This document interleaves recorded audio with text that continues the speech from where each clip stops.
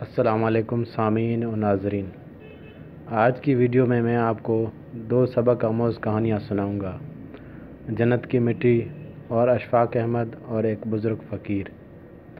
مزید اس طرح کی کہانیوں والی ویڈیوز دیکھنے کے لیے ہمارے چینل اردو فن پوائنٹ کو ضرور سبسکرائب کریں اور گھنٹی کے نشان کو ضرور دبائیں تاکہ ہماری ہر نئی آنے والی ویڈیو کا نوٹیفیکیشن آپ کو ملتا رہے۔ شکریہ۔ جنت کی مٹی۔ ایک دیہاتی نے گارے کی مٹی سے اپنا گھر بنایا۔ گھر میں اس نے چھوٹی سی 7 مصلوں کی مسجد بھی بنائی کیونکہ اس کے 7 بیٹے تھے۔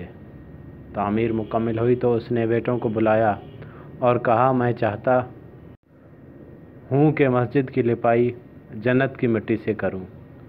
تم سب بھائی جاؤ اور جنت کی مٹی تلاش کر کے لاؤ۔ بیٹے پریشان ہو گئے کہ اب جنت کی مٹی کہاں سے لائیں گے۔ باپ کا حکم تھا۔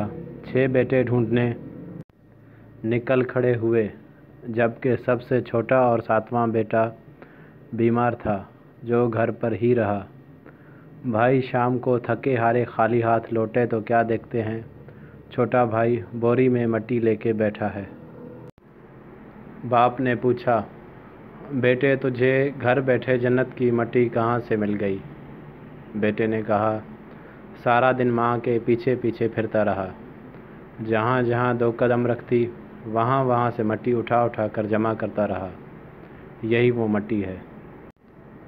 اشفاق احمد اور ایک بزرگ فقیر۔ ایک فقیر دریا کے کنارے بیٹھا تھا۔ کسی نے پوچھا، بابا جی کیا کر رہے ہو؟ فقیر نے کہا کہ انتظار کر رہا ہوں کہ مکمل دریا بہہ جائے تو پھر پار کروں۔ اس آدمی نے کہا، کیسی بات کرتے ہو بابا، مکمل پانی بہنے کے انتظار میں تم کبھی دریا پار ہی نہیں کر پاؤ گے۔